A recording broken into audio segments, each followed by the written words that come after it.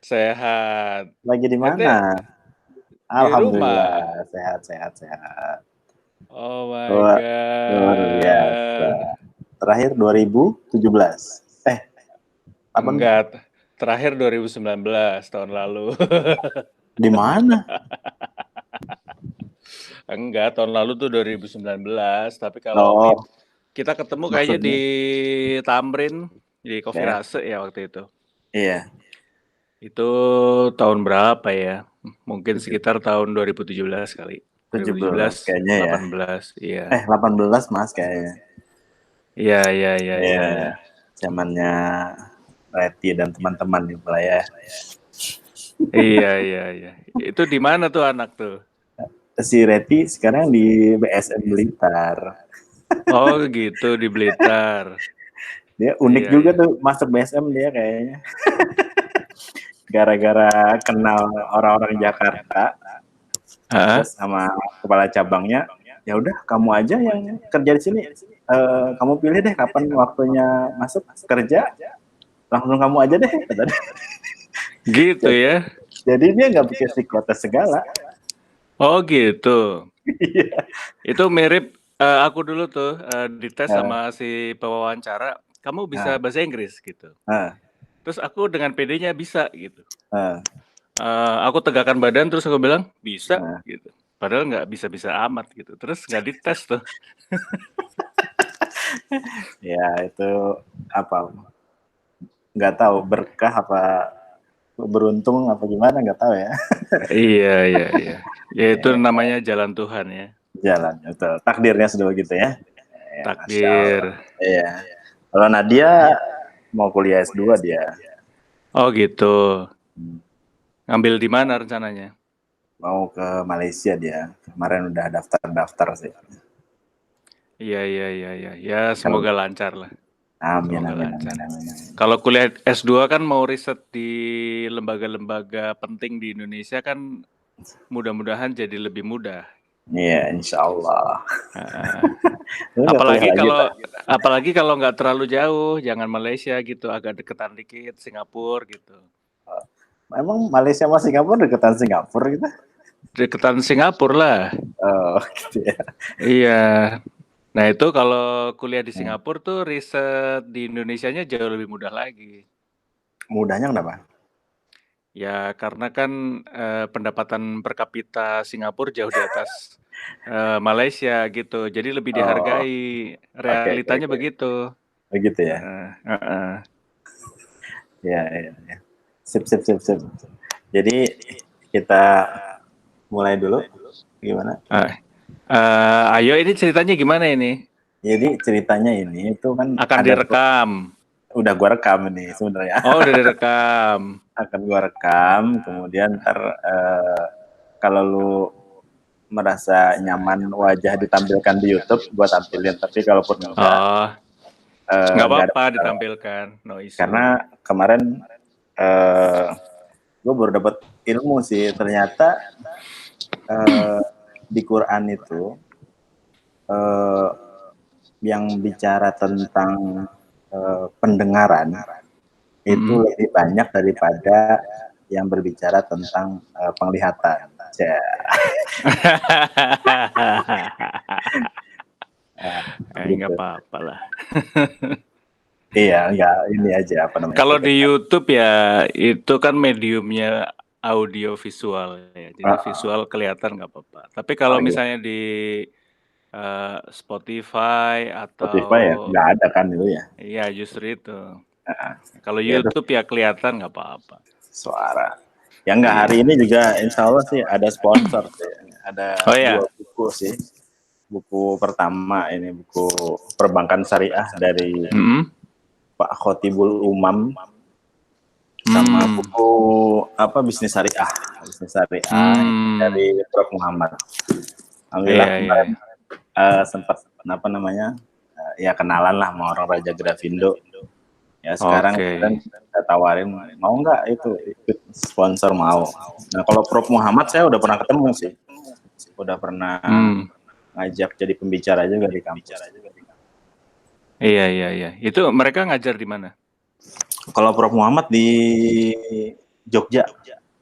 Oh, Jogja. Sekolah Tinggi Ilmu Manajemen ya, kalau nggak salah di Jogja. Iya, iya, iya. Beliau buku syariahnya ada 109 atau 110 gitu lah bukunya, luar biasa. Banyak banget. Mas Dodo nggak nulis tuh? Nanti capek ngikutinnya tuh kalau terlalu banyak bukunya. Oh gitu ya. Udah ada ini malah apa namanya skripsi yang membahas tentang apa ya, semacam pemikiran ekonomi Prof Muhammad gitu. Sudah ada sekitar 4 skripsi kalau nggak salah. Iya, iya, iya. Yang penelitiannya meneliti tentang pemikiran ekonomi Islamnya Prof Muhammad. Iya, iya. Yang penting memudahkan industri untuk melaju gitu. Ya, iya Mas, saya buka dulu ya caranya. Ini peserta kita dua doang atau ada yang lain? Gua sih nggak pakai peserta ya, karena jadi 2 doang. Habis itu nanti direkam, taruh YouTube.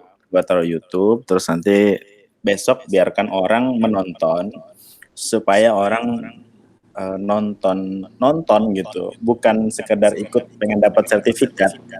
Oke. Karena sekarang fenomenanya webinar itu orang ya pengen dapat sertifikat. Oh iya, nggak apa-apa, kasih aja. Kasih aja ya. Kan tujuan tercapai itu. Kalau tujuannya dapat sertifikat, terus kita kasih sertifikat, sudah happy itu. Iya sih. Tapi kalau webinar inovasi tujuannya tercipta inovasi itu lama tercapainya itu. Iya lama. Enggak, paling enggak mudah. Ya paling enggak orang mendengarkan apa yang kita omongin, ya kan? Iya.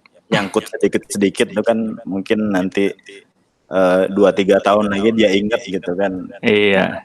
Dia bisa buka lagi gitu. Mudah-mudahan aku ini ya nggak terlalu nyelekit kalau ngomong nih, karena biasa di obrolan sehari-hari nyelekit.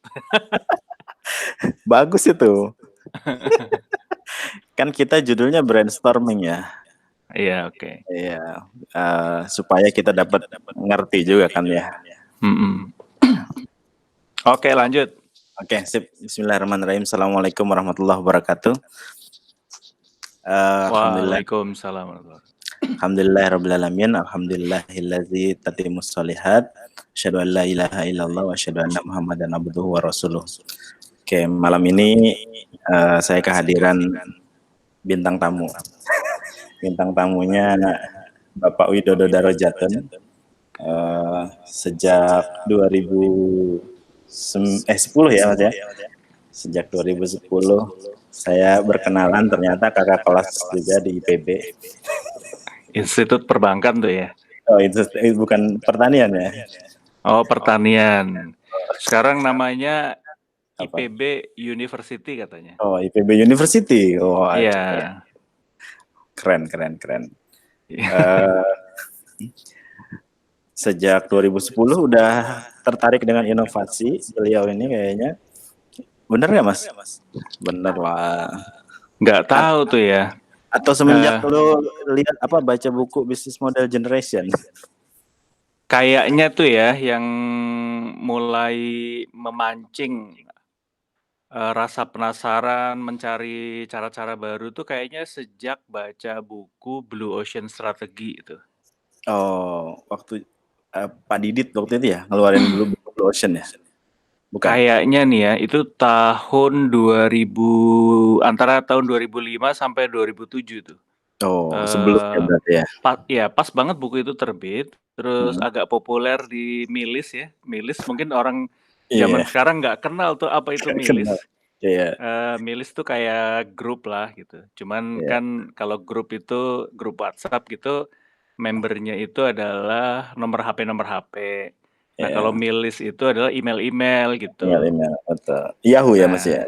Saya ikut Milis namanya Branding Zone.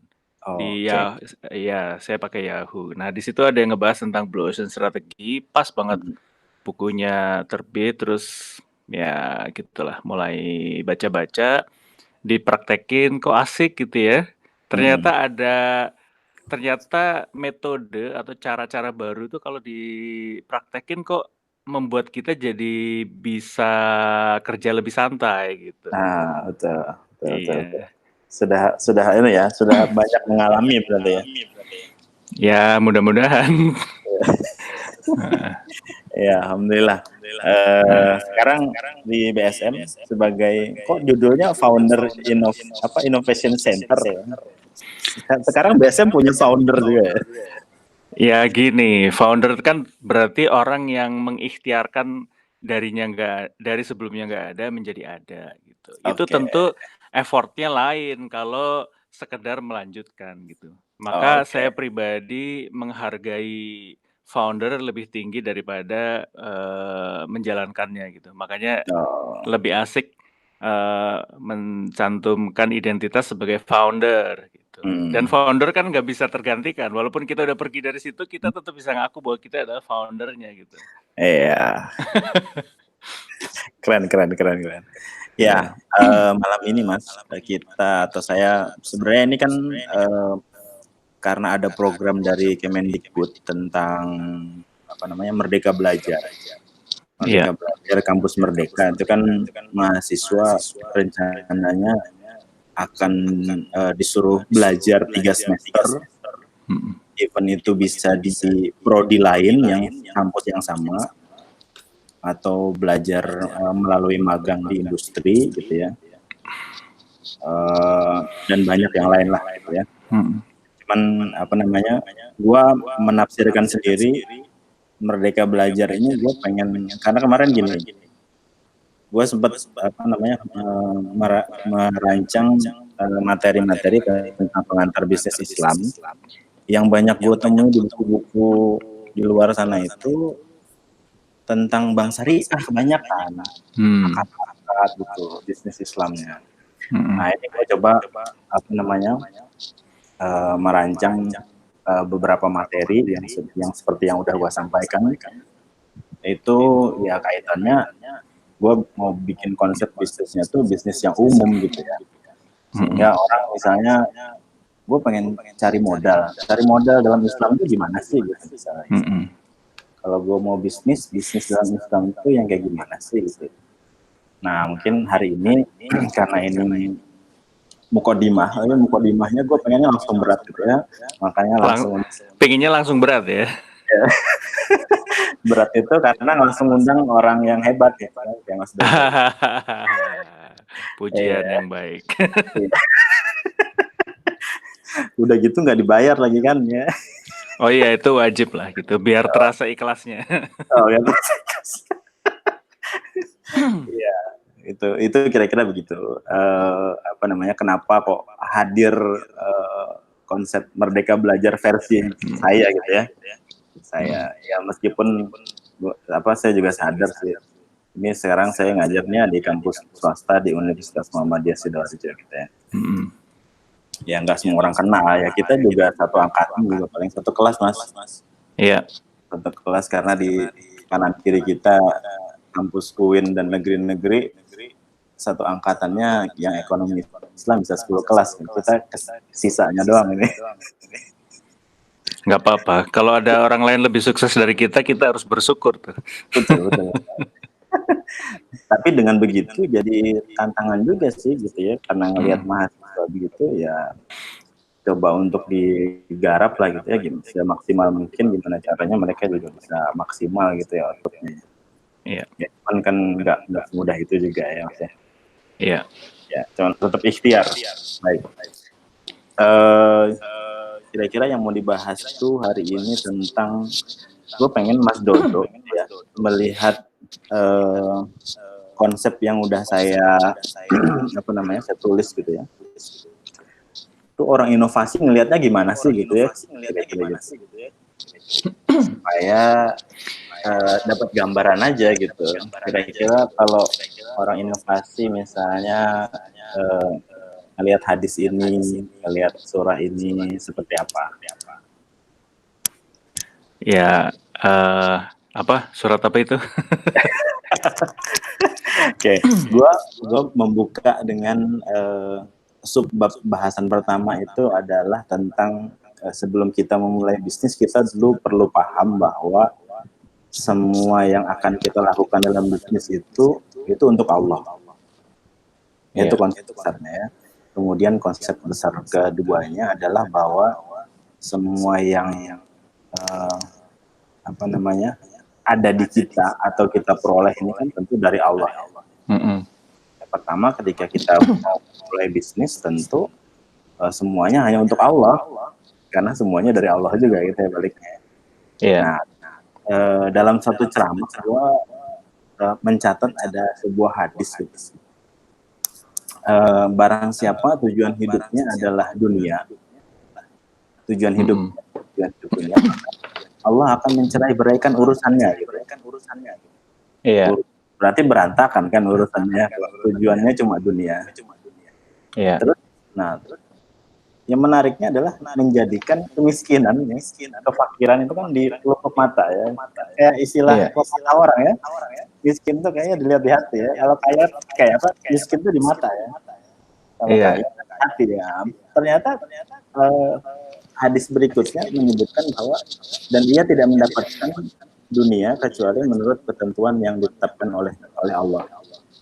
Kemudian barang siapa niatnya itu tujuannya adalah akhirat, artinya niat bisnisnya itu tujuannya akhirat, maka Allah akan mengumpulkan urusannya, kemudian menjadikan kekayaan di hatinya, ya.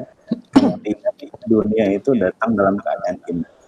Ya, hina itu kemarin itu sempat dijelaskan, ya kalau dapat harta, kemarin ada kisah ini, jadi ada kisah Syekh Utsaimin lagi ngajar gitu ya, tiba-tiba ada orang datang bawa mobil, ngasih kunci mobil. Syekh, ini mobil hadiah untuk Syekh.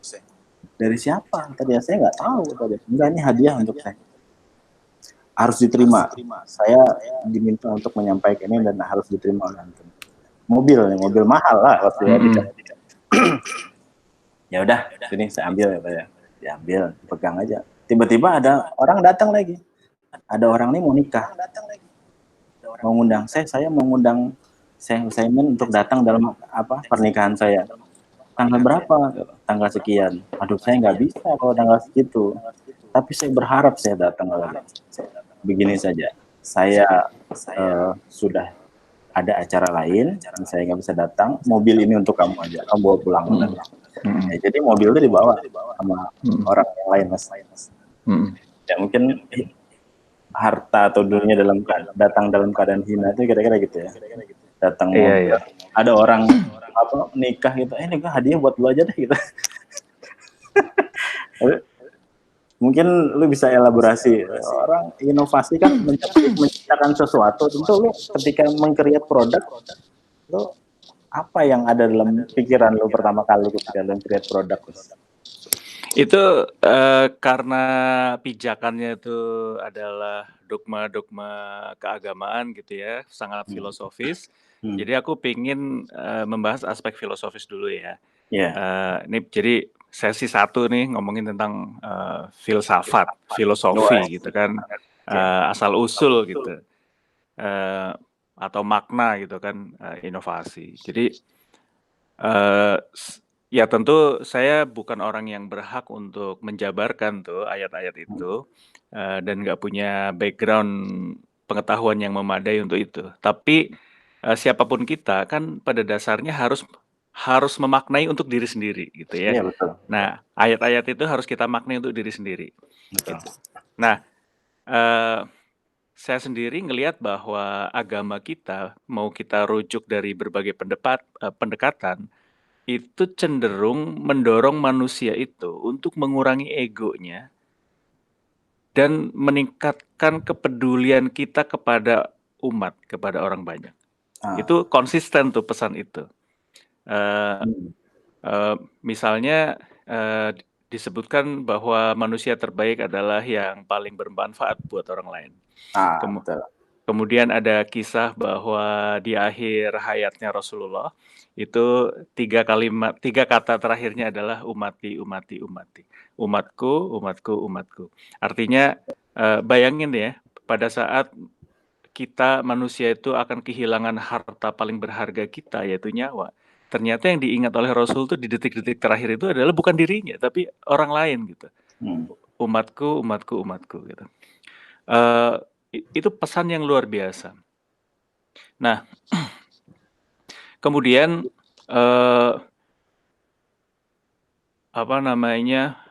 di Quran di berbagai ayat disebut bahwa manusia tuh pada dasarnya misalnya punya penyakit hati lah gitu ya.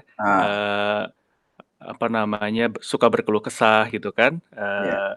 Kalau lagi kena penderitaan ngeluh, kalau lagi punya rezeki kikir, itu kan Betul. sifat-sifat ego gitu kan. Betul. Tapi dia kemudian kasih obatnya, kecuali orang-orang yang tetap sholat, bayar zakat gitu-gitu.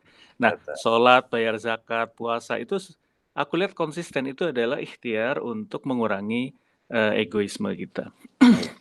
Nah, kemudian kita lihat dalam dunia nyata ya, perusahaan yang sangat hebat misalnya Apple.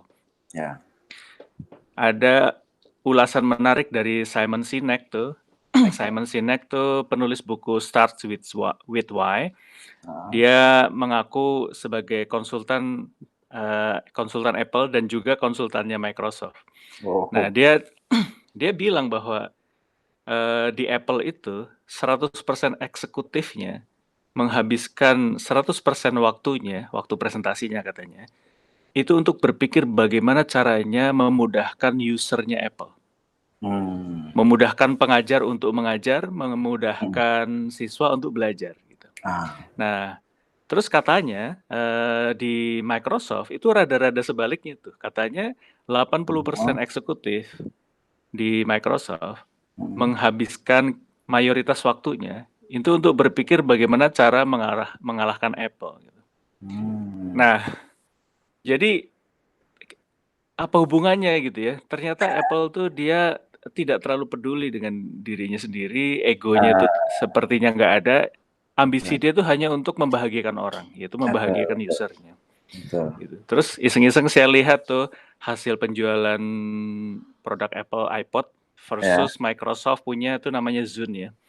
Itu Apple bisa ngejual 400 juta unit plus minus ya, sementara di Microsoft Zune plus minus hanya terjual 2 juta unit. Ya datanya tidak apple to apple, tapi coba aja browsing tuh angkanya kayak gitu yang muncul. Nah,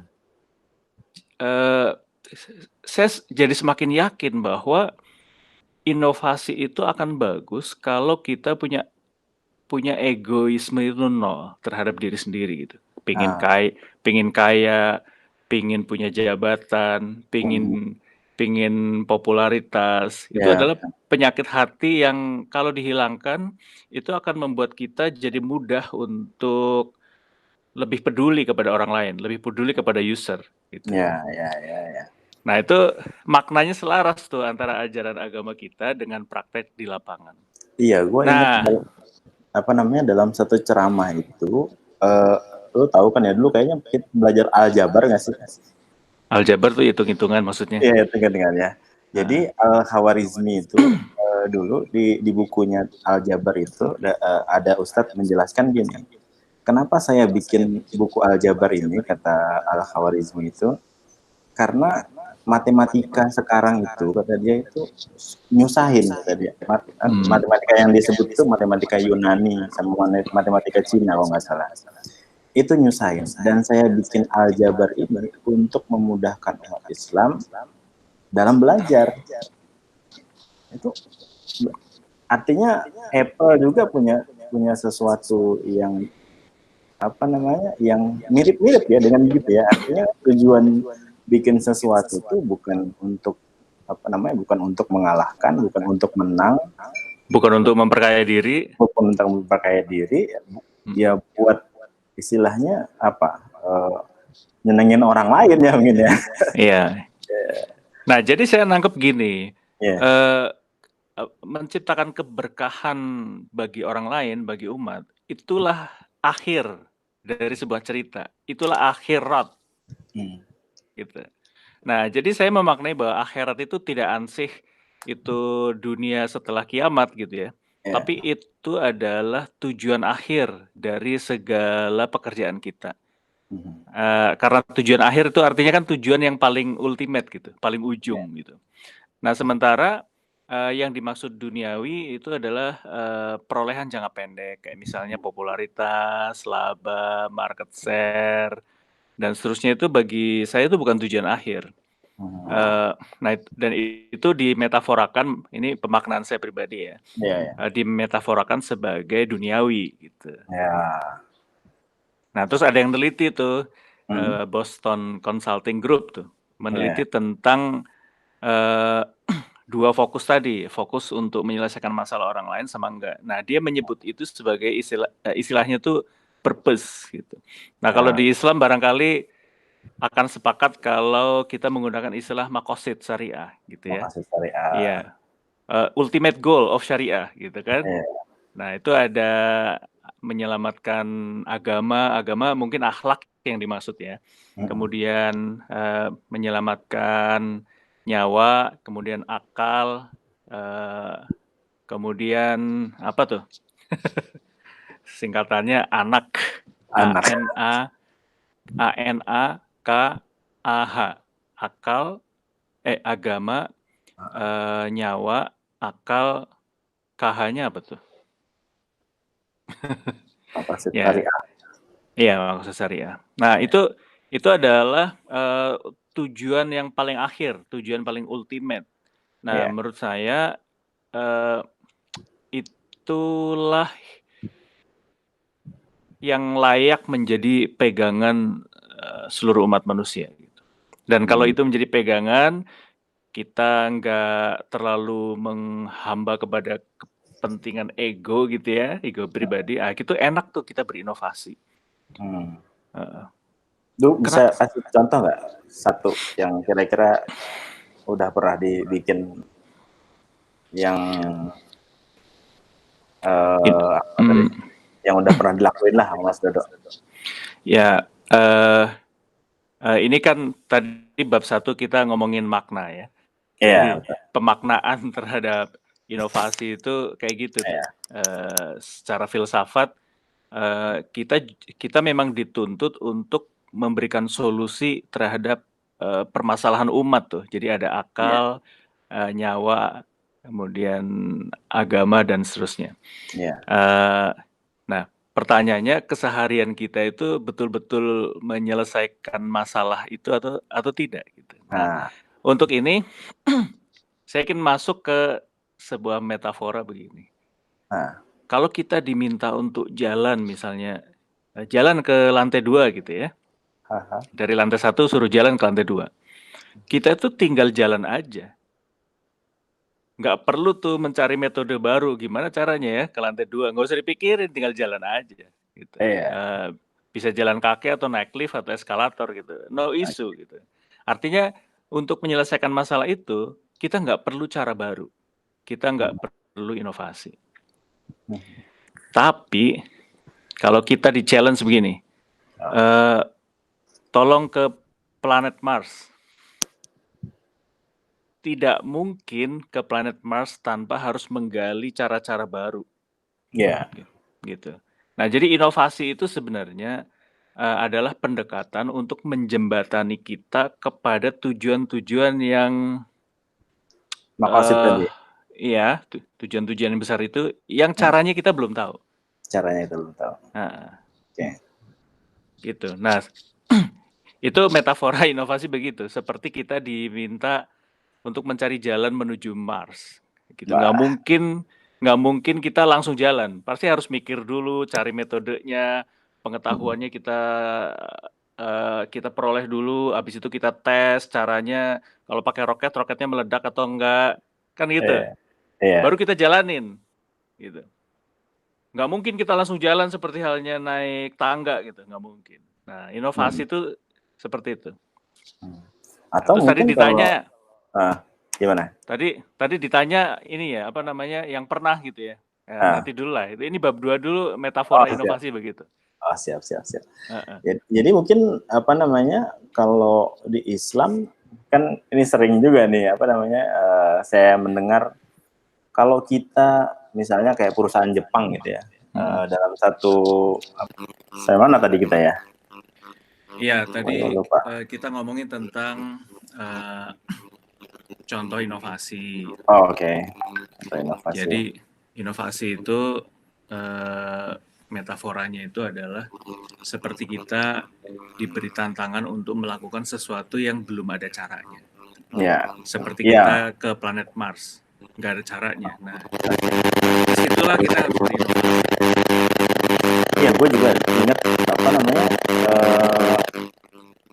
perusahaan Jepang tadi ya gue ya, sampai perusahaan Jepang tadi. Perusahaan Jepang itu kan katanya kalau apa namanya didirikan perusahaan itu kan punya rencana di depannya itu kan bahkan sampai ratusan tahun.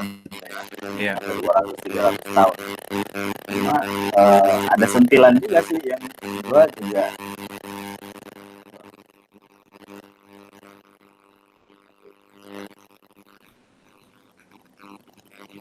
masih suara masih kan? Ya. Jadi di dalam Islam bahkan lu kalau itu kenapa kan buat nulis di sini kan ya bisnis itu cuma ada dua, cuma bisnis dunia sama bisnis akhirat gitu kan. Iya. Ya kalau di Islam lu bukan cuma mikir 200-300 tahun ke depan, tapi lu mikir sampai lu nanti setelah mati bakalan bisa ngapain aja gitu kan ya. Iya. Ya mungkin itu salah satu inovasi juga ya harusnya ya. Ya kita harus cari cara gimana caranya supaya apa yang kita lakukan bisa bermanfaat untuk masyarakat. Iya, dan katakanlah kemanfaatannya tuh ya, kita dalam keseharian tuh suara bener-bener hilang. Iya, tinggal kresek-kresek. Nah, halo. Ya ini kresek-kreseknya dikit. Kalau tadi kencang banget tuh. Ini hilang? Ini bagus berjernih, ini jernih. Oh, kayaknya ini kejauhan colokan anu deh, apa namanya? Colokan apa namanya? MacBook, colokan adapter. Oh gitu. Sangat mungkin tuh interference. Coba di setting supaya kayak tadi. Ini masih berisik nih. Ini masih berisik ya? Sebentar, gua pindah dikit. Pindah posisi. Nah ini hilang. Ah iya, gua cabut soalnya. Nah berarti magnetnya tuh. Iya, kayaknya. Iya. Nah ini sedikit pengetahuan baru. Iya. Gini? Ini bunyi lagi.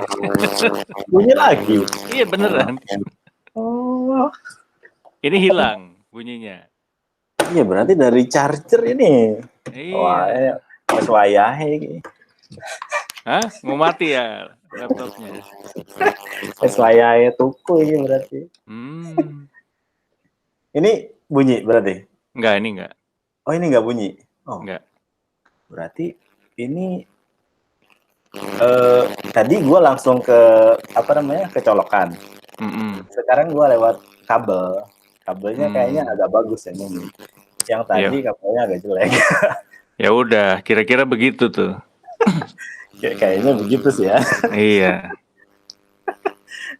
Oke lah, gue pindah ke sini berarti.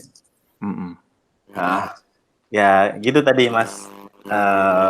Kenapa gue nulis di sini itu bisnis akhirat sama bisnis dunia ya semata-mata karena terinspirasi begitu, dan gue selalu ingat itu ya perusahaan Jepang itu ya selalu dia mempunyai rencana ratusan tahun. Ya kenapa orang Islam kok harus ngikutin begitu misalnya gitu ya, kan kita kan punya akhirat yang harus kita capai juga sehingga kita juga bisa bahagia gitu kan ya. Iya. Nah, dalam inovasi itu kita harus realistis. Ya, karena mimpi akhirat itu kan sangat jauh gitu. Karena memang sengaja dibuat sangat jauh supaya itu melampaui imajinasi seluruh umat manusia gitu. Makanya dibuat sangat jauh. Nah, tapi dalam inovasi itu kita harus realistis. Kira-kira dalam jangka pendek yang kita setting itu mimpi apa sih yang achievable. Oke. Karena kalau nggak begitu nanti nggak jadi-jadi barangnya. Ya ini sama kayak apa namanya, kalau lu punya ide jadiin dulu gitu ya. Enggak juga.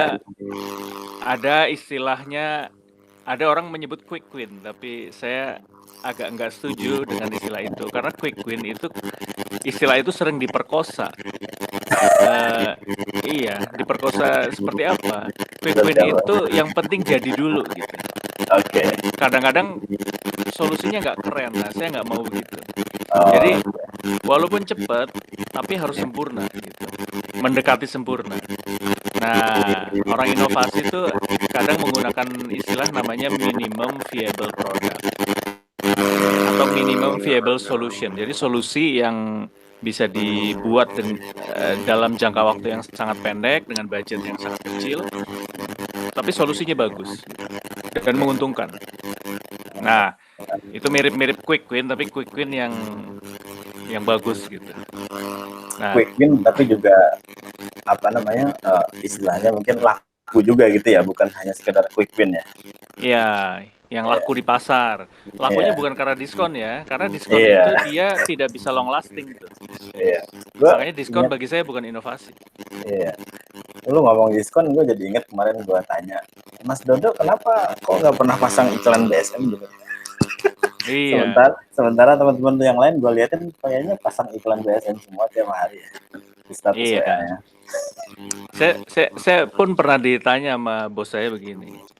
Mas Dodo tolong dianalisa dong itu kegiatan marketing kira-kira yang bagus seperti apa. Terus jawaban saya begini, Pak, sepanjang pengalaman saya ngurusin perbaikan produk bank yang konsumer ya khususnya, itu saya tidak pernah punya pengalaman bahwa kegiatan bazar waktu itu ya, itu bisa meningkatkan sales, penjualan. Satu-satunya yang pernah yang terbukti konsisten itu adalah perbaikan produk. Begitu produk dibenerin itu sales selalu 100% langsung meningkat gitu. Kadang-kadang cukup perbaikannya kecil ya mungkin ya. Tentu perbaikan tuh gini, harus berarti. Jadi perbaikannya tuh harus meaningful, berarti buat si customer. Karena kalau nggak meaningful nanti diabaikan oleh customer. Nah, tapi untuk bisa meaningful, apakah harus complicated? Nah, enggak. Kita harus cari yang sesederhana mungkin. Ya nggak cuma sekedar syariah gitu ya. Mungkin bahasanya. Perlu digali di pasar, apakah syariah itu menjadi sebuah isu bagi target market yang ingin kita tuju gitu.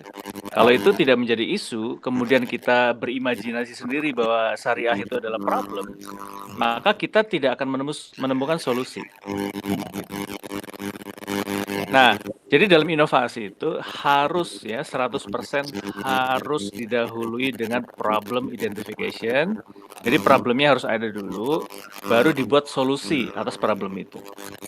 Tapi kalau kita membuat solusi yang tidak ada problemnya, nah itu yang akhirnya tuh nggak akan nyiptain bisnis bagus gitu. Nah, pengalaman kayak gitu yang buruk-buruk saya juga banyak gitu. Makanya bisa nyimpulin. Terus kalau Mas Dodo sendiri menggali problem itu caranya gimana? Nah itu dia, menggali problem itu ternyata bagi saya sih sangat mudah, karena pada dasarnya manusia itu tukang bikin ulah gitu. Gampang nyari kesalahan ya. Manusia itu tukang bikin masalah. Bikin masalah ya. Iya. Mau dilihat dari cerita Nabi Adam gitu kan, kenapa dia begitu, bayangin ya. Tapi saya nggak ingin masuk ke area ini, nanti saya di YouTube dibully habis-habisan, saya nggak mau lah. Gitu. Itu falsafah tentang kita tadabur aja, bukan berarti kita menafsirkan ayat sih. Kalau menurut gua sih, artinya kita tidak dalam rangka membuat tafsir baru atau menafsirkan sebuah ayat, tapi kita mencari makna dari ayat ini untuk kehidupan kita apa. Gitu. Karena apa namanya, dalam satu ceramah itu Ustaz Salim Afillah itu pernah ngomong gini, ada satu syekh itu kata dia pernah bilang dalam ceramahnya bahwa generasi yang ihdinas siratal mustaqim itu dia itu yang ketika dia membaca satu ayat, dari ayat itu bisa jadi beberapa makna untuk kehidupannya dia gitu. Nah, mungkin begitu Mas. Kita untuk membatasi ini mungkin ya. Ini gambarku freezing nggak? Enggak sih. Oh enggak ya? Enggak. Di aku freezing gambarnya. Wah, oke. Kayaknya Google Meet ini ya masih suka error nih. Nah, ya tapi saya kalau mau cerita pemaknaan Nabi Adam saya takut lah gitu. Artinya gitu. Cuman memang saya bertanya-tanya kenapa beliau itu sudah disuruh ya jangan dekati pohon itu gitu ya. Bukan sekedar didekati katanya. Bahkan petik pohonnya gitu, apa buahnya gitu kan. Petik buahnya. Iya, itu sifat dasar kita begitu. Terus di Quran surat Al-Ma'arij juga begitu, Pak. Katanya manusia itu suka berkeluh kesah gitu. Jadi sumber apa namanya? Demen bikin masalah. Demen bikin masalah ya. Tapi di ayat lain tuh disebut gini, inna ma'al usri yusra wa inna ma'al usri yusra. Bahwa bersama masalah itu ada apa tuh? Ada solusi ya. Iya, bersama kesulitan ada kemudahan. Ada kemudahan. Gitu. Jadi saya menganggap bahwa itu dua sisi mata uang. Jadi bersama dengan kesulitan maka ada kemudahan. Inna ma'al gitu. Jadi menurut kawan saya tuh yang Ustadz tuh katanya ma'a itu artinya bersama. Karena bersama berarti dia tidak serial tuh. Itu paralel. Jadi seperti dua sisi mata uang. Nah, tapi sekarang bagaimana menerjemahkan itu dalam inovasi? Saya tuh berani bersumpah untuk diri saya sendiri. Inovasi tanpa didahului problem identification hampir pasti gagal. Gitu. Nah, tadi pertanyaannya bagaimana cara nyarinya kan gitu ya? Iya. Nah, yang harus digali itu adalah aspirasi batin dari manusia yang menjadi objek inovasi. Misalnya begini, kita melakukan video call ternyata suaranya kresek-kresek gitu kan? Iya betul. Kan ada rasa kesal di hati kita. Iya. Nah, rasa kesal itulah yang perlu diidentifikasi. Oke. Nah, kalau yang kita survei itu misalnya stabilitas pengiriman data gitu, di belakang layar tuh antara komputer aku dengan komputermu dicek. Yeah. Grafik pengiriman data itu tidak mengatakan apapun atas masalah. Tapi kalau yang disurvei itu adalah keluhan aku, kok suaranya payah gitu kan? Nah, dari situ itu akan mudah ketemu solusinya. Jadi yang digali ada aspirasi batin. Aspirasi batin tuh apa aja sih? Sebentar, saya harus nyontek tuh. Saya baru bikin materinya, tapi ini penting banget. Keren banget. Beruntung berarti ya. Kebetulan tuh saya survei serius tentang konun Aceh tuh. Konun tahu kan ya? Jadi migrasi besar-besaran perbankan di Aceh untuk supaya syariah. Nah, supaya inovasinya benar, saya kan survei ke sana. Nah, yang saya survei itu adalah respon orang-orang atau respon stakeholders. Nah, respon itu adalah respon batiniah tuh, yang saya capture. Nah, itu ada 6. Ada happiness, ada sadness, ada fear atau ketakutan, ada disgust atau disgust itu apa sih? Menjijikan gitu ya. Ada anger sama surprise. Nah, itu yang aku gali. Lalu gali pakai wawancara, pakai questionnaire gitu enggak? Ngobrol tatap muka gitu. Nah, dari obrolan tatap muka itu kan respon orang sangat terbaca. Kadang respon orang itu tidak berbentuk verbal, tapi kadang-kadang gesture ya. Mata dia tiba-tiba lesu, bibir dia tiba-tiba terkatup gitu kan, wajah tiba-tiba memerah, itu semuanya adalah respon-respon penting. Iya, Nah, betul. itu yang wajib kita capture kalau kita mau melakukan inovasi. Nah, bagaimana dengan cara lain? Cara lain ini rumit gitu. Nanti nggak ketemu-ketemu solusinya. Pakai questionnaire gitu ya biasanya mungkin. Biasanya kan Gua biasanya orang tuh ini mengandalkan tabel-tabel gitu ya, statistik-statistik. Tapi itu sebenarnya kadang-kadang jauh dari realita masalah yang sebenarnya. Jadi lebih baik kita tuh ngobrol aja dengan orang, habis itu kita gali aja tuh keluhannya seperti apa. Habis itu kita buat solusi. Nah, solusinya harus menciptakan efek yang sebaliknya. Jadi kalau misalnya harus menciptakan efek yang sangat memuaskan. Misalnya tadinya sadness ya, sedih gitu. Habis itu kita kasih solusi yang bikin dia melongo gitu kan. Misalnya saya ini real project nih yang tadi antum tanya tuh. Proyek apa yang sekarang sedang dikerjain? Waktu saya survei, kawan-kawan saya di cabang tuh punya aspirasi gini, Pak, tolong ya ini pembiayaan ini kalau di konven tuh kredit lah, tolong prosesnya dipercepat gitu kata dia. Dia ngomong gitu wajahnya lesu gitu kan, nah sedih gitu, sadness. Marketing tuh yang ngomong gitu. Iya, orang cabang ada manajer. Oh, manajer, oke. Nah kemudian saya tanya kan, pinginnya tuh cepet tuh seberapa sih gitu. Dia bilang ya setidaknya 3 hari lah keputusan pembiayaan itu bisa keluar gitu, keputusan kredit bisa keluar. Nah, terus kami di kantor pusat di belakang layar ya, solusi yang kita buat tuh bukan 3 hari, tapi kita buat setidaknya minimal 10 kali lipat lebih cepat dari 3 hari gitu. Nah, iya beneran itu. Hampir jadi itu. Nah, begitu kita share ke orang-orang dekat gitu, respon mereka langsung luar biasa tuh. Jadi terasa kan pergeserannya, yang tadinya dia bete, habis itu dia excited gitu. Nah biasanya inovasi yang begitu itu langsung berdampak sangat bagus terhadap penjualan. Orang selalu juga jadi semangat ya jualan ya jadi ya. Iya, orang jualan jadi mudah, fee komisinya jadi banyak. Jadi banyak, sering gitu ya.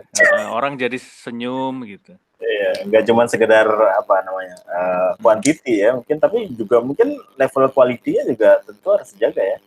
Oh iya, kan untuk mewujudkan solusi keren itu kan semua aspek harus benar, nggak boleh ada salah satu yang error kan. Betul. Produknya benar, price, promotion gitu, ya biasalah teori-teori dasar gitulah. Itu semuanya harus benar. Iya, karena gue ingat dulu waktu apa namanya di tetangga lo gitu ya, bang tetangga lo gitu kan, apa namanya pernah ikut sih gitu rapat sama direksi. Gitu ya. Satu waktu direksi bilang kita harus kejar target aset gitu ya. Iya. Kemudian ketika akhir tahun gue ikut lagi apa namanya rapat gitu sama salah satu direksi. Kayaknya kita udah deket akhir tahun gini harus kejar target laba. Gue tuh mikir ya, gimana caranya coba di akhir tahun lu harus kejar target laba. Namanya target laba itu kan harus kejar target aset yang kualitas dulu kan ya. Kalau kualitas asetnya nggak bener juga, gimana caranya bisa dapat laba kan ya? Iya nggak? Iya, tadi siang juga ada yang nanya begitu ke saya, teman gitu. kantor. Terus saya sih nggak ngasih jawaban langsung karena khawatir nyinggung gitu kan. Jadi saya pakai metafora begini. Ini ibarat ngedidik anak gitu ya. Ada 2 cara untuk membuat anak kita berprestasi. Yang biasanya kita temui ya. Ada orang tua yang caranya gini. Tiap hari dia tanya ke anak, kamu hari ini ulangan nilainya berapa? Terus besok kamu ranking berapa? Gitu. Terus saya tanya begitu. Hampir pasti anaknya stres tuh. Nah, saya cenderung menghindari cara-cara begitu. Target finansial itu saya hindari, karena itu bagi saya itu efek aja. Efek dari apa sih ya? Kalau anak kan efek dari pembelajaran, dari disiplin, dari passion, semangat, sense of support, sense of purpose dan lain-lain gitu. Nah, maka yang coba kita bangun di rumah adalah bagaimana membuat environment yang membuat anak tuh seneng dengan objek pembelajaran, dengan science misalnya. Nonton YouTube misalnya ada 2 konten ya, ada konten kartun A, kartun B. Nah, kita pingin anak kita menyukai kartun B. Maka cara yang ditemu bukan nyuruh, kamu harus suka kartun B, nggak bisa begitu. Jadi kita hanya memberikan apresiasi aja, keren banget sih kartun B gitu ya. Maka dia akan pelan-pelan tertrigger menyukai kartun B. Nah, demikian juga ketika kita mau menciptakan laba, kita nggak bisa begini, laba kamu datang gitu ya. Nggak bisa begitu. Kamu cari laba, itu nggak bisa begitu. Ternyata laba itu harus dipancing. Dipancing dengan apa? Dengan uang itu kayak magnet ya. Dia itu kalau uang itu kutub utara, kutub selatannya itu adalah produk yang bagus gitu. Nah, jadi kalau kita mau mencari laba, buatlah produk yang bagus. Nah, itu pengalaman saya kalau ngikutin disiplin itu 100% berhasil. Artinya lu coba, ya ini sih sering gua praktekin juga ya.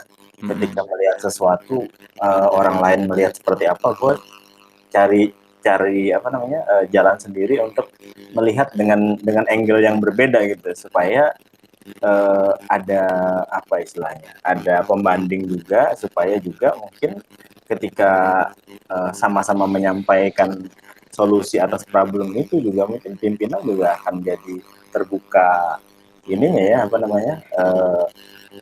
mudah juga mungkin yang ngambil keputusan ya, untuk ngambil keputusan. Iya, sebenarnya untuk kalau kita kerja tim ya, kan tidak semua pikiran kita bisa disetujui sama orang lain kan. Betul. Dan perbedaan pendapat itu nggak cuman dengan atasan, kadang-kadang dengan kolega yang sepantaran, dengan anak buah, itu suka beda pendapat. Nah, saya melihat cara paling mudah mengatasi perbedaan pendapat itu bukan dengan berargumentasi, tapi dengan menunjukkan fakta-fakta gitu. Karena fakta itu kan dia netral kan. Iya, betul. Gitu. Nah, jadi fakta itu bisa mempercepat pengambilan keputusan. Makanya sangat penting untuk mengambil keputusan berdasarkan fakta, bukan judgement. Sebisa mungkin begitu. Walaupun hidup ini kan nggak bisa 100% itu fakta gitu kan. Kadang-kadang kita harus melakukan judgement juga. Tapi sebisa mungkin pakai fakta. Gitu. Fakta yang lo maksud itu fakta yang kayak gimana? Fakta yang dari data misalnya gitu. Iya. Anakku tuh. Gak apa-apa tapi. Hey, what are you doing? Ada yang menyebut diagnostic reasoning, rada-rada ilmiah. Ada istilah yang sebelahnya lagi namanya scientific reasoning gitu. Jadi ibarat dokter mengobati pasien, kalau diagnostic reasoning itu dia nanya dulu, kamu sakit apa gitu kan? Kamu punya keluhan apa gitu. Nah, si pasien dia akan jawab, oh sakit perut nih, perut aku sakit gitu kan. Nah, dengan wawancara begitu, si dokter itu dia langsung mengerucutkan tuh, oh kalau gitu aku observasinya misalnya di daerah perut gitu. Tapi kalau scientific reasoning ya, itu ibarat dokter ketemu pasien, terus tidak ada obrolan. Nah, kalau nggak ada obrolan, gimana tuh cara observasinya? Kan terpaksa si dokter harus cek semuanya tuh. Matanya dicek, telinganya dicek, giginya dicek, paru-parunya dicek, jantungnya, perutnya, kakinya. Menjadi sangat mahal. Nah, jadi penelusuran fakta itu kalau untuk konteks inovasi itu sangat enak berdasarkan metode tadi, wawancara, diagnostic reasoning. Itu akan lebih lebih keluar mungkin ya. Lebih cepat ketemu solusinya. Ya, udah kayak human centric design gitu. Human centric design, iya betul. Keren. Iya. udah lama nggak ngobrolin ini nih. Kalau zaman sekarang nama populernya design thinking. Design thinking ya. Next time lah ya ngomongin design thinking ya. Iya. Iya. Kemudian soal apa namanya bisnis tadi, kembali ke bisnis tadi ya, tentang bisnis akhirat tadi kan mungkin ya. Iya. Jadi gue menemukan itu misalnya ada di surah Al-Fatir ayat 29. Ternyata ketika lu mengharapkan perdagangan yang tidak merugi gitu ya, ini kan gue tadabur aja lah gitu ya, kita nggak main tafsir. Perdagangan yang tidak merugi itu kata Allah itu adalah apabila kamu dalam kegiatan bisnis kan, berarti kan ini kalau kita ambil tarik konteksnya konteks bisnis ya, hari-harinya harus membaca Al-Quran, kemudian sholat, kemudian juga harus rajin berinfak. Nah, berinfaknya juga boleh yang diam-diam atau yang terang-terangan. Nah, itu gimana menurut Mas Dodo dari sisi? Ya, kalau dikaitkan dengan agama gitu ya, saya tuh ngelihat agama itu bukan ilmu akunting gitu. Kalau ilmu akunting itu kan modal bisa diukur, return bisa diukur gitu. Tapi kalau dogma agama kita itu kadang-kadang kita beramal 1 juta, kalau nggak ikhlas jadi nggak ada pahalanya. Tapi amal 1000 ikhlas dan itu uang 1000 terakhir kita gitu ya, pahalanya banyak gitu. Jadi agama itu bukan ilmu akunting. Jadi saya sih memaknai bahwa amal yang tidak merugi itu sebuah metafor aja, bahwa kalau nggak mau rugi ya udah kita jangan berharap apa-apa gitu aja. Jadi kalau misalnya ibarat kayak bisnis modalnya 0 gitu ya. Iya. Kalau bisnis modalnya 0 kan nggak bisa rugi.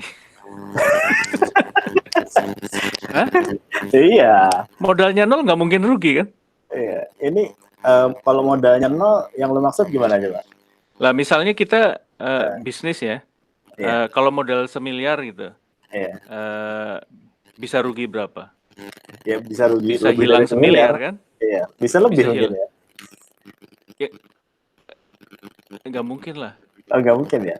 Ya mungkin aja kali kalau rugi hilang. Misalnya gini aja deh, jangan ke bisnis, kita pegang uang. Kita pegang uang 1 juta, itu kira-kira bisa hilang berapa? Ya hilang 1 juta lah. Ya hilang 1 juta gitu. Tapi kalau kita anggap modal kita 0, kita nggak pegang uang, uang kita bisa hilang berapa? Nggak ada. Nggak ada yang hilang gitu. Nah itu bagi aku tuh metafor aja tuh. Jadi kalau kita hidup itu ikhlas gitu ya, kita nggak mengharapkan kembalian apapun, itu justru hasilnya jadi banyak gitu. Kayak Apple tadi tuh dia yang ada di pikirannya tuh make people happy aja. Make people happy ya. Gitu. Nah itu metafor aja lah. Jembatan keledai supaya kita jadi senang sama inovasi. Iya, artinya kan semua berarti ujung-ujungnya kan kalau kita bikin sesuatu ya buat orang, buat umat lah istilahnya mungkin ya, kalau di Islam ya. Ya semata-mata tujuannya kan untuk mengharap, apalagi kalau bukan mengharap ridhonya Allah kan ya. Kalau semua orang pakai misalnya gitu ya, kalau semua orang juga senang, artinya gini, mungkin lu harus melakukan sesuatu yang bikin orang lain senang. Dengan begitu kan berarti kan Allah juga senang gitu ya pasti ya. Iya. Ada cerita lucu nih, kemarin saya jalan-jalan di Anyer. Udah terus Anyer aja. Iya, bukan bosen di rumah terus, jadi jalan-jalan ke Anyer. Nah, terus di pantai itu ada yang dagang. Kalau nggak salah tuh dagang gemblong atau otak-otak lah gitu, pokoknya sesuatu yang dibungkus gitu. Terus dia nawarin dengan bahasa begini, Pak, tolong penglaris Pak, gitu kan. Pak ini apa namanya nggak mahal kok, gitu. Aku jadi bertanya-tanya, di benak yang bersangkutan, di benak si penjual itu, Dia sebenarnya pengen membahagiakan aku nggak sih sebagai penjual, sebagai pembelinya, sebagai calon pembeli? Iya. Kalau bahasanya tuh, "Pak, penglaris Pak," gitu. Itu kalimat itu mewakili ego dia tuh. Iya. Seharusnya si penjual gemblong itu, dia tuh berpikir ini Pak Widodo ini kira-kira kalau supaya happy tuh makan gemblong yang seperti apa gitu. Apakah gemblong pakai gula semut atau pakai serundeng atau pakai apa? Dia harus pikirin itu. Iya. Nah, itu kan cara jualan yang bertolak belakang tuh. Satu, yang contoh pertama tadi dia hanya mikirin dirinya sendiri. Contoh yang kedua itu bagaimana membahagiakan aku sebagai pelanggan gitu. Nah dunia itu menurut saya perlu diarahkan ke yang kedua tuh, bagaimana membahagiakan orang lain dengan solusi, dengan produk yang solutif gitu. Produk yang solutif ya. Supaya pas jualan tuh kita nggak mengedepankan rasa kasihan gitu. Kasihan saya Pak belum capai target gitu. Gue kasih diskon deh Pak gitu ya saya. Iya. Kalau kayak gitu kan kadang-kadang kayak teman jualan asuransi gitu kan. Ya udahlah nggak apa-apa saya buka polis gitu kan. Tapi kenapa alasan apa sih yang membuat aku jadi buka polis? Karena nggak enak aja sama temen. Akhirnya itu kejadian tuh berarti. Iya kejadian. Oh kejadian ya. Nah kalau gue asuransi ya nggak tahu ya, gue mungkin dari dulu nggak tertarik ya asuransi. Makanya biarpun walaupun temen yang nawarin, gue akhirnya selalu akan menolak gitu. Iya. Nah saya jurus menolaknya tuh belum banyak, jadi kadang-kadang nggak apa-apa lah beli aja. Beli aja. Gitu ya. Iya.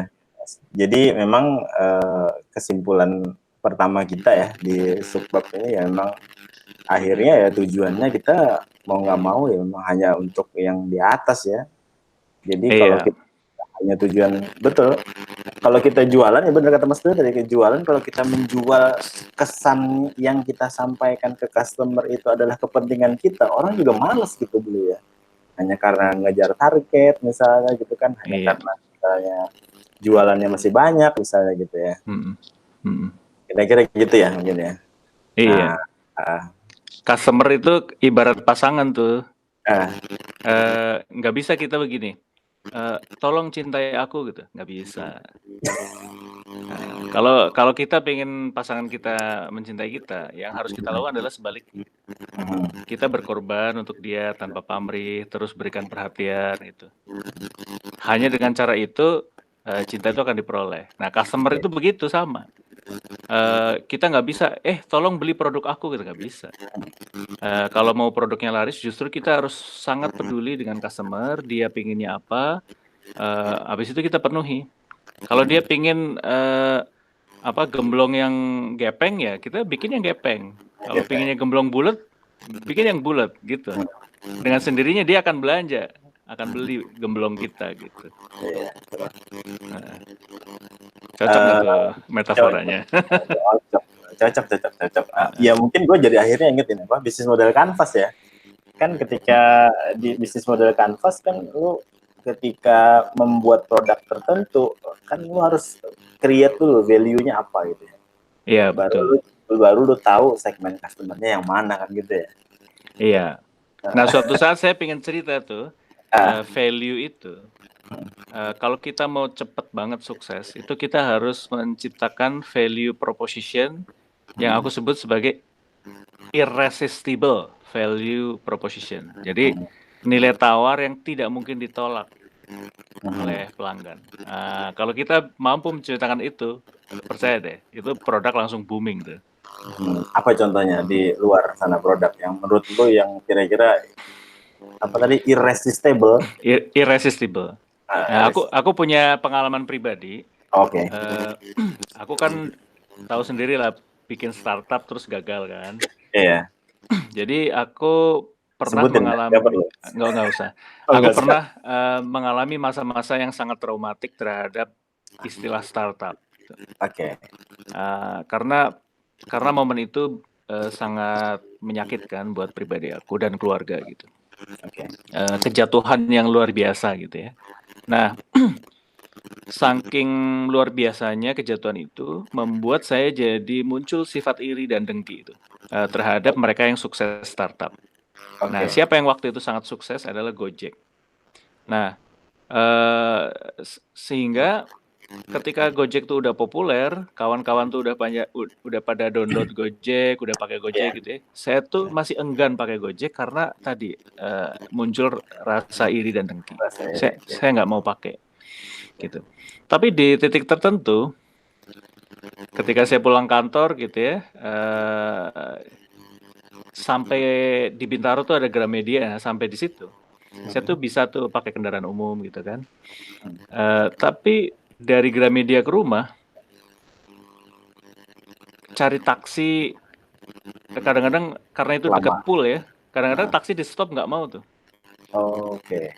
Kemudian cari ojek biasa nggak ada, kendaraan umum nggak ada. Telepon orang rumah suruh jemput aneh banget gitu, jam 10 malam suruh jemput. Oke. Gitu. Nah, di titik itu tidak ada solusi lain kecuali lu download Gojek. Gua download Gojek. Terus order ojek pakai Gojek. Nah, jadi itulah value proposition yang aku nggak bisa tolak. Padahal aku sebel tuh sama waktu itu ya. Iya. Aku sebel karena iri gitu kan. Tapi aku nggak bisa nolak tuh. Nah, itu aku sebut sebagai irresistible value proposition. Nah, menurut aku ini hal penting banget. Semua inovator, semua entrepreneur ya, menurutku sangat bagus kalau disiplin menciptakan terus-terusan disiplin menciptakan irresistible value proposition. Wah, ini luar biasa nih. Pernah nggak gitu di kantor nyiptain itu? Ya ada lah sekali dua kali gitu ya, melakukan itu dan grafiknya sangat bagus, langsung melonjak gitu. Gue dulu, tapi mungkin ini nggak terlalu signifikan juga contohnya. Dulu waktu pindah ke Sidoarjo kan ke perusahaan apa CNG maksudnya, gas ya, perusahaan gas alam gitu kan. Gue diamanahi itu ngatur namanya truk logistik. Lu tahu sendiri, gue basicnya ilmunya kehutanan gitu ya, terus kuliah S2 juga nggak kenal namanya logistik gitu ya. Tiba-tiba di perusahaan itu dikasih tanggung jawab, terus ini apa namanya atur truk ngatur truk ada kira-kira yang mungkin yang kecil itu istilah kita tuh 10 feet gitu, ada sekitar 20-an. Itu kemudian yang trailer 40 feet itu, yang trailer yang 12 ban itu mas, itu ada sekitar 10-an. Harus ngatur sendiri, terus gue diminta untuk gimana caranya harga bisa turun. Akhirnya membuat satu formulasi, gue bikin formulasi sendiri sebetulnya, akhirnya itu bisa menjadi murah. Karena gue menemukan, sampai satu waktu gue menemukan bahwa truk ini gue harus hitung idle cost-nya. Idle cost-nya berapa, ketika gue ketemu idle cost-nya, maka gue harus tahu gimana caranya idle cost ini bisa turun sehingga truk ini bisa jalan. Karena sebenarnya kan gini, truk diisi, kemudian diantar customer, kemudian pulang. Nah, kalau dia pulang lagi nggak langsung diisi terus berangkat lagi, itu kan idle, ada cost biaya. Nah, gue bikin formulasi sendiri, akhirnya kemudian sampai satu waktu gue bisa gini, orang-orang tuh bingung sama harga transport gue. Maksudnya kompetitor yang lain gitu ya. Kok bisa ya gitu ya, perusahaan ini apa namanya bisa ketemu harga logistik tuh yang murah sekali tapi truknya jalan terus gitu ya. Nah itu gue hanya berdua aja bikin ya.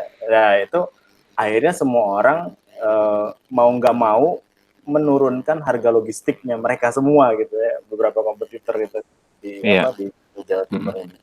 Cuman ya karena satu lain hal gue akhirnya meninggalkan itu lah ya. Ya, tapi intinya menurut aku begitu. Jadi kita harus disiplin menciptakan value proposition atau nilai tawar yang orang tuh mau nggak mau pakai solusi itu gitu. Walaupun nanti challenge-nya solusi kita tuh kalau bisa sulit ditiru kan, gitu. Iya betul. Karena kalau mudah ditiru nanti kita akan capek hidup gitu. Jadi kalau bisa solusinya sulit ditiru. Tapi Lain sejauh kali mana? lah kita bahas. Iya. Ya lain kali lah ya kita bahasnya. Cuman gue tadi Iya, itu agak tertarik ada juga topik sih. lain itu. Topik lainnya. Iya, gue mau lanjutin tadi kalau sudah kita bicara tentang semua semua untuk Allah gitu ya, atau semuanya itu kita tujukan semata-mata untuk kepentingan umat lah mungkin ya bahasanya lebih ini ya, lebih sederhana. Kayaknya kalau semuanya untuk Allah kok kayaknya kejauhan gitu, tapi enggak juga sih gitu ya. Memang begitu kan di Islam ya diajarkan. Kemudian yang kedua mau bahas gitu ya, misalnya tentang semuanya dari Allah. Nah, ini ada beberapa ayat yang tak temukan gitu ya. Ternyata bumi itu dalam surah Ar-Ra'd ayat 2 sampai 4 itu memang didesain untuk kepentingannya manusia gitu ya. Lu bayangin, di dalamnya diciptakan buah-buahan berpasang-pasangan, ada sungai-sungai, kemudian gunung-gunung ya. Itu memang semuanya didesain oleh Allah untuk tempat hidupnya kita. Nah, yang kedua itu di Al-Baqarah ayat 29 itu kan Allah juga bilang bahwa dialah Allah yang menciptakan segala apa yang di bumi untukmu. Ya memang untuk kita semuanya gitu kan ya. Untuk kita pakai. Lebih-lebih lagi di ayat 30-nya kan berarti kan kita yang diamanahi untuk mengelola kan ya sebagai khalifah ya. Ya mudah-mudahan nggak resisten ya dengan kata khalifah. Berarti.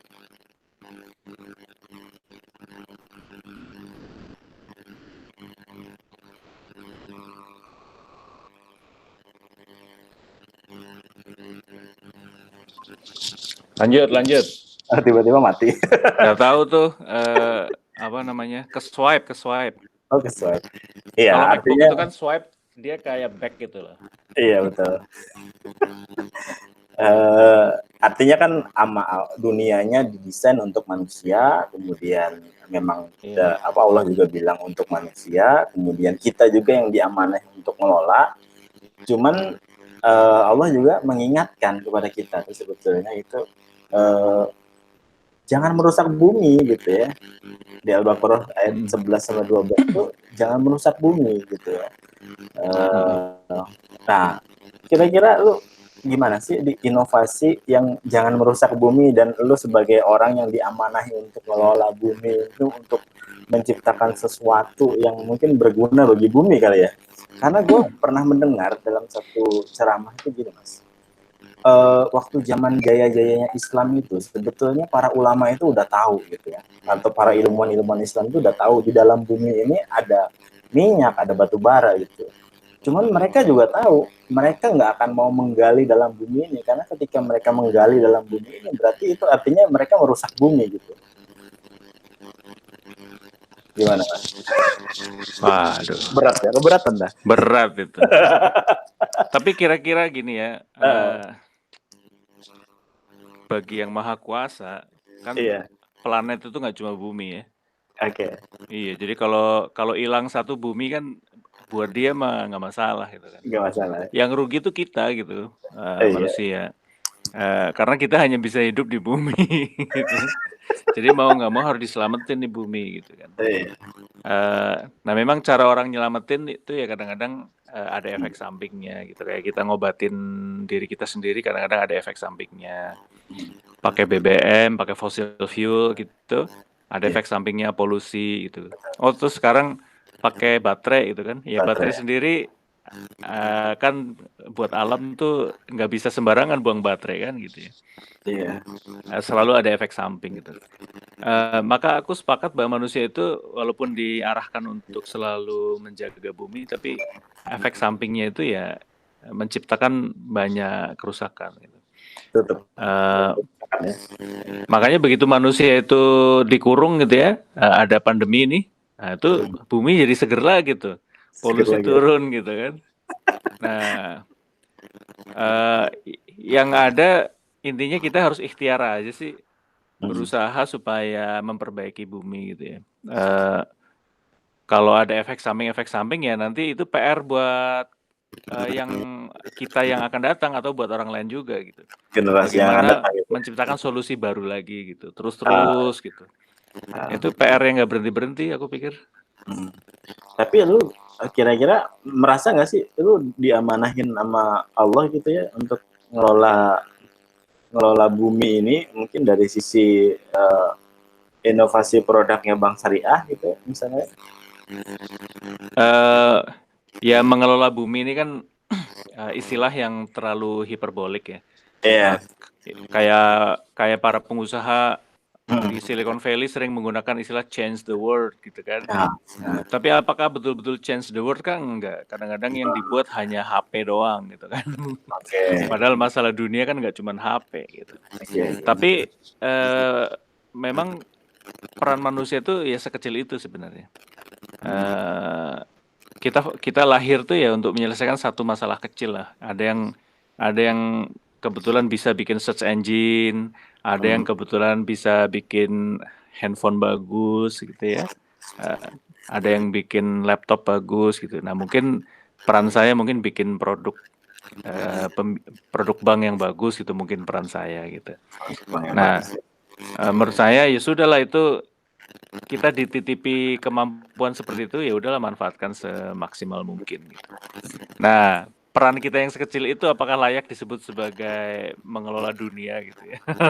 Iya, mungkin Sangat filosofis. Mungkin analoginya itu ada amal yang kecil yang bisa bernilai besar, ada amal besar yang bisa bernilai kecil.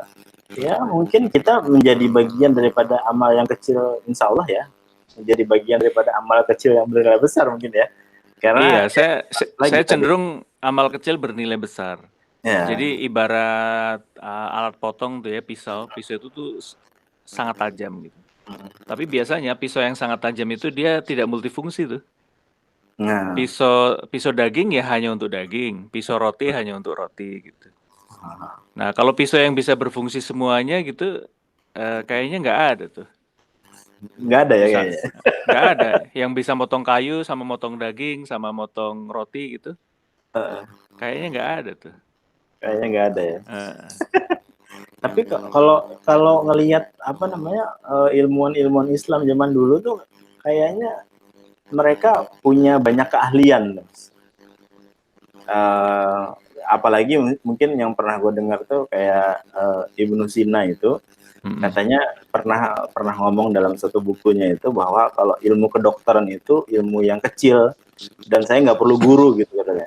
Saya tuh perlu guru ya ilmu agama aja gitu. Ya mungkin itu kan zaman itu begitu. Kalau ya?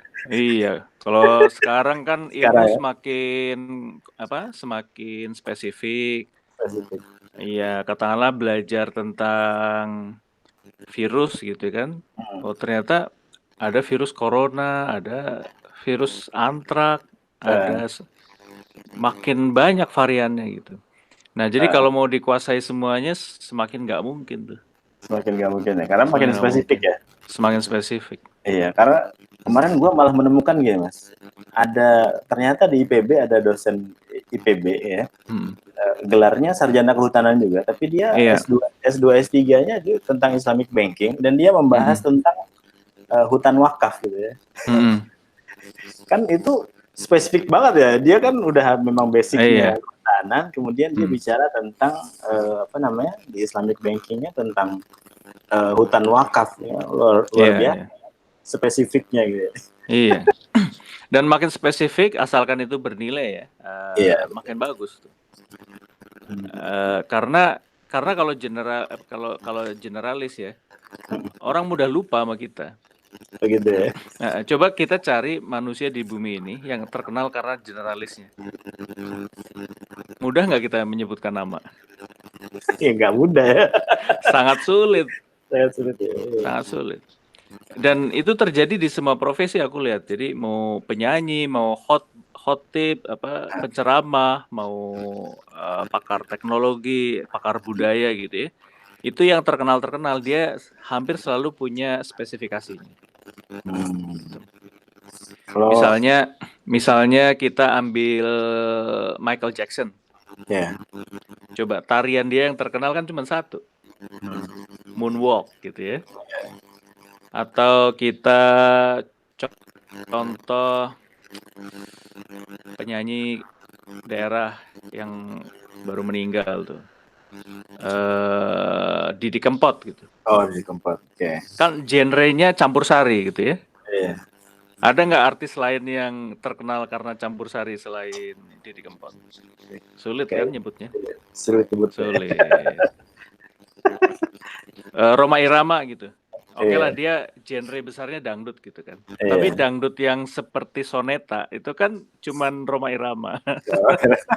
Dan bayangin ya, seumur hidup dia disiplin dengan genre soneta itu. Iya. Iya kan, kalau orang biasa kan betapa boringnya gitu kan. Iya. Tapi itulah spesifikasi karir kita tuh. Harus sespesifik itu tuh. Lu sendiri spesifiknya apa nih? Nah, saya kan termasuk orang yang tersesat dalam generalisasi hidup gitu. Jadi sampai usia segini tuh masih dalam proses pencarian. Aku tuh jagoannya di bidang apa? Coba bandingkan dengan misalnya Mark Zuckerberg ya. Di usia belasan tahun tuh dia udah fokus dengan social network gitu. Nah, terus konsisten sampai sekarang.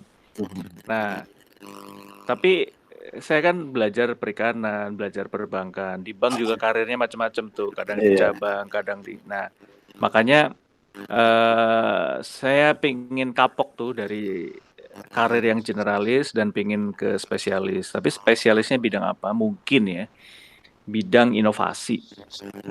Gitu. Mungkin bidang inovasi. Makanya aku bersyukur banget diberikan kesempatan sama Tuhan, sama bos-bos, sama kawan-kawan gitu untuk mendirikan Innovation Center gitu ya. Mudah-mudahan itu spesialisasi yang pas lah gitu. Iya, ya itulah amanahnya mungkin ya. Iya mungkin. Buat lo ngelola bumi ya. Iya. Dan ternyata inovasi itu memang layak diseriusi kayaknya. Layak diperjuangkan, diseriusi ya. Itu kompleks juga ilmunya. Iya, betul. Karena banyak hal yang perlu dipelajari. Lu belajar psikologi juga mungkin ya. Iya, betul. Kemudian lu bisa jadi kalau ya istilahnya kalau lu mau bidang inovasi kesehatan kan lu harus belajar kesehatan juga kan ya. Iya, betul. Iya, kalau lu memilih bidang inovasi meng-create produk di bidang yang lain juga tentu lu spesifik harus belajar juga. Iya. Mungkin yang ya ilmu-ilmu umumnya ya mungkin seperti kayak psikologi mungkin dan yang lainnya lah gitu ya. Iya. Misalnya gini lah hal sederhana, ada produk baru mau di launching gitu kan. Iya. Ilmu inovasi merekomendasikan cara yang bagaimana sih gitu kan. Nah, aku pernah punya pengalaman ada cara A adalah seluruh cabang diikutsertakan gitu. Nah, ada cara B itu ngikutin teori difusi inovasi. Jadi cabang yang boleh pakai solusi baru, produk baru ini adalah cabang yang excited aja. Cabang yang tertarik aja. Kalau nggak tertarik nggak ikut nggak apa-apa gitu. Nah, ternyata yang hasilnya bagus yang kedua tuh. Itu difusi inovasi tuh ya? Iya, teori difusi inovasi. Iya, udah baca juga berarti ya? Iya. Keren. Nah, tapi kalau cara yang pertama tuh semua cabang diikutkan, itu nanti akan ada kelompok laggard tahu? Laggard itu ini buat audiens kita, laggard itu kebalikan dari inovasi lah. Gitu. Dia orang yang paling enggan untuk berubah. Saya mungkin laggard di bidang tertentu juga gitu ya. Tapi mungkin inovator di bidang yang lain. Nah, para laggard ini dia nggak mau berubah. Nah, ketika dia menghadapi perubahan, yang ada tuh banyak komplain. Nah, jadi metode sosialisasi yang seluruh cabang wajib ikut itu akan menciptakan banyak komplain dari para laggard dan itu capek, menghabiskan energi. Nah, jadi lebih baik ikutin teori difusi inovasi, yang boleh ikut yang excited aja. Kalau nggak minat nggak apa-apa, nggak usah ikut gitu. Kayak itu ya, melayani haters gitu kan ya. Kalau haters ditutup aja tuh kolom komentarnya. Gitu. Gua beberapa kali nonton kayak interviewnya Soleh Solihun gitu ya. Ya dia bilang, ya gue nggak peduli apa namanya, lu mau komentar apa segala macam, ya, lu mau haters mau apa ya, gue bikin video, gue bikin begini ya, lu tonton, nggak tonton ya terserah lu. Iya. Dan kalau kita belum terbiasa baca komentar-komentar gitu, mending tahap awal matiin dulu lah komentarnya. Gak apa-apa. Kalau gue udah biasa begitu. Cuman kadang orang yang nggak biasa dengar gue berkomentar aja sih. Iya. Nah, nah teori diffusi inovasi itu kan ya rada-rada akademik ya dari istilahnya. Itu bikin orang mules tuh kalau denger. Iya. Intinya inovasi itu merajut passion. Iya. Kalau kita disiplin merajut passion, itu boleh dibilang jaminan lah. Jaminan produk akan bagus tuh. Ya, jadi untuk salah satu cara mungkin sederhana yang lu bilang tadi difusi inovasi tadi itu ya, gua ketika Mas Dodo create produk ya perkenalkan, siapa yang mau pakai ayo gua ajarin gitu ya. Yang nggak mau ya nggak minat nggak usah, nggak peduli lah gitu ya.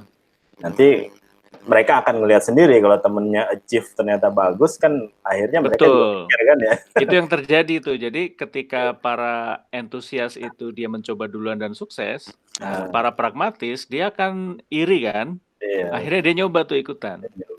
Gitu.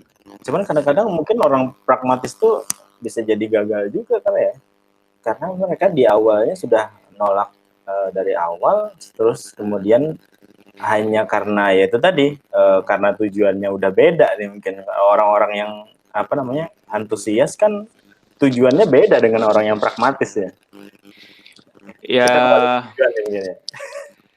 Ya para pragmatis itu jangan didahulukan aja gitu. Gitu. Dia itu kan cenderung akan ngecek manfaat buat dia, benefitnya apa gitu kan. Nah sementara para entusias itu dia tidak berpikir begitu. Dia ngerasa inilah perwujudan masa depan, aku harus ikut kan gitu ya. Produknya cacat nggak apa-apa gitu kan. Kayak Cybertruck-nya Tesla tuh, kan kacanya pecah tuh ya pas di demo kan kacanya pecah. Ternyata banyak juga yang minat. Nah, yang minat itu kan para visionary itu, para early adapter. Gitu. Nah, lu kalau ini kan dari sisi Mas Dodo sebagai seorang inovator ya. Kalau dari sisi Mas Dodo sendiri sebagai seorang entusias gitu misalnya, kira-kira gimana sih nilai satu produk itu sehingga gua harus menjadi orang yang early adopter gitu ya misalnya? Ya, nah ini aku punya pendapat gini ya tentang teori difusi inovasi itu. Jadi teori itu tuh apakah orang itu bisa dicap sebagai laggard atau entusias atau pragmatis? Menurut aku tergantung konteksnya. Mungkin dalam hal bersepeda aku tuh termasuk laggard. Gitu karena pokoknya aku nggak mau bersepeda lah, kecuali ya tidak ada cara olahraga lain baru aku bersepeda. Kenapa nggak mau bersepeda? Takut gosong kulitnya kan gitu. Nah berarti dalam hal bersepeda aku tuh laggard banget. Tapi mungkin dalam hal buku aku termasuk yang early adapter. Kenapa early adapter? Karena aku termasuk pengguna pertama. Jadi begitu bukunya rilis aku akan beli dulu, baca dulu gitu ya sebelum orang lain baca. Nah, tapi dalam hal fitur perbankan mungkin aku inovator karena bukan sekedar mengkonsumsi tapi meng-create gitu. Jadi menurut aku labelisasi tadi teori difusi inovasi ada inovator, ada early adapter, early majority, late majority, dan laggard, itu dia tidak melekat ke individu tuh. Dia melekat ke sebuah objek aja. Kalau objeknya sepeda, aku termasuk yang laggard. Tapi kalau objeknya buku, aku early adapter gitu. Seru dan ya? Dan kita tidak harus menjadi early adapter untuk semua hal dan nggak mampu juga. Iya. Tapi selain buku apa tuh yang lu kira-kira early adapter? Netflix mungkin, film. Netflix. Iya. Hunting terus. Hunting terus filmnya. Iya, saya termasuk mencari makna-makna di balik film itu. Kan banyak film-film yang kisah nyata, sangat heroik gitu. Aku seneng tuh film-film kayak gitu. Oke. Apalagi ya? Apalagi nggak usah kepanjangan, nanti bosen yang nonton. Iya, biarin aja bosen yang nonton. Gue juga lihat, gue termasuk yang pengikut kayak Soleh Solihun juga. Ya, lu bosen ya silakan. Aku di kantor tuh yang Innovation Clinic itu aku paling ngasih materi itu 30 menit. Nah 30 menit itu pun karena masing-masing direktorat itu nggak dicampur gitu. Jadi minggu ini direktorat A, minggu depan direktorat B gitu. Nah itu satu direktorat aku ngisi 30 menit. Dan fokus materinya lain-lain tuh. Nah tapi walaupun lain-lain, ada yang selalu aku sampaikan materinya itu tentang purpose, tentang makosid syariah lah ya, tentang akhirat, tentang tujuan akhir gitu. Nah itu selalu aku sampaikan 15 menit, kemudian 15 menit berikutnya itu aku cari fokus yang cocok dengan direktoratnya. Ketika direktoratnya itu direktorat percabangan ya, itu materinya tentang distribution strategy gitu. Tapi ketika materi direktoratnya tentang operation, aku cerita tentang extreme engineering gitu-gitulah. Nah, itu total 30 menit aja biar nggak kepanjangan. Cocok ya sebetulnya. Lu di awal menyampaikan ke masing-masing direktorat bicara tentang purpose ya, tujuan. Selalu tentang purpose. Kenapa lu harus create produk ini, atau kenapa kita harus create produk ini, atau kenapa kita harus menjual produk ini kira-kira? Menurut aku purpose itu dia seperti punya ruh ya. Seperti punya ruh, dia tuh sumber energi gitu. Jadi kalau kita nggak punya purpose, hidup kita tuh jadi meaningless, menjadi nggak berenergi gitu. Tapi begitu kita punya purpose yang kuat, kita punya ambisi kuat untuk membahagiakan orang gitu ya, itu energi yang luar biasa tuh. Biasanya kita akan cenderung nggak kenal lelah tuh untuk mencapai tujuan itu. Sip. Mantap ini. Insya Allah banyak hal yang bisa kita dapat. Mungkin terakhir Mas, untuk door prize, lu mau kasih sesuatu, misalnya apa, kuis kah, apa misalnya challenge kah buat yang nonton besok ya. Besok insya Allah sih jam 9 ini gua selesaikan gitu ya. Kalau ada yang mau sampaikan, lo challenge atau misalnya apa, silahkan. Nanti mungkin ada 2 orang yang akan gua kasih buku gitu ya dari Raja Grafindo. Kebetulan tadi baru diantar bukunya sore tadi, alhamdulillah baik banget punya orang Raja Grafindo Persada. Ya mungkin yang jawab pertama dan dirasa benar apa itu purpose gitu. Itu satu. Yang kedua perjalanan ke bulan atau naik ke lantai 2 yang memerlukan inovasi. Nah, ya, mantap ya. Jadi ada 2 pertanyaan ya. Iya. Yang pertama, kira-kira apa sih maksudnya purpose yang udah kita omongin tadi ya mungkin ya? Iya. Terus Purpose itu apa sih? Akhirat tuh apa sih gitu. Akhirat tuh apa sih gitu ya? Itu tergantung Pak Rusli aja tuh. Kalau dirasa cocok jawabannya ya itulah gitu. Iya, makanya gua di poster gua kasih statement ya, komennya yang bermutu yang dikasih hadiah. Kalau nggak bermutu mah nggak usah lah. Yang kedua tadi kira-kira inovasi itu yang perlu inovasi itu kalau naik tangga atau perjalanan ke bulan. Nah, itu kira-kira kenapa tuh kok? Kenapa? Kok misalnya saya jawab misalnya naik tangga ke lantai 2, kira-kira kenapa gitu ya? Kok Ya itu boleh. Kenapa begitu gitu ya? Kira-kira begitu. Oke, Mas Dodo. Terima kasih udah mau meluangkan waktu sampai jam 10, Bos. Iya, hampir ya. Iya, hampir. Ada sedikit kendala tadi sedikit lah ya. Ternyata colokan listrik kabelnya juga ngaruh perlu juga. Diganti kayaknya. Enggak, tadi kabel yang tadi itu kabelnya agak murah, yang ini agak bagusan. Alhamdulillah ternyata bener ternyata. Iya. Ada pesan mungkin terakhir? Pesannya Inovasi itu kayak bersepeda. Dia nggak bisa dicetak jadi buku, jadi harus dicoba. Harus dicoba ya, gitu ya. Wah, Iya. Kalau sepeda kan didesain dulu ya untuk dapat apa namanya satu inovasi dalam bentuk sepeda gitu ya. Ini make sepeda tuh nggak bisa belajar dari buku. Oh, harus Iya, dicoba. harus dicoba. Dan harus jatuh ya. Ya bisa jatuh bisa enggak. Bisa jatuh enggak. Tapi intinya harus dicoba. Iya betul. Iya mungkin saya akhiri dulu. Makasih buat Mas Dodo. Semoga sukses terus sama sukses selalu. Centernya di Innovation Centernya di BSM. Ya. Sukses selalu. Semoga segera menemukan keunikan atau keahlian di bidang tertentunya tadi dan segera menemukan juga tadi istilahnya irresistible value proposition. Untuk lo create terus produk-produk bagus.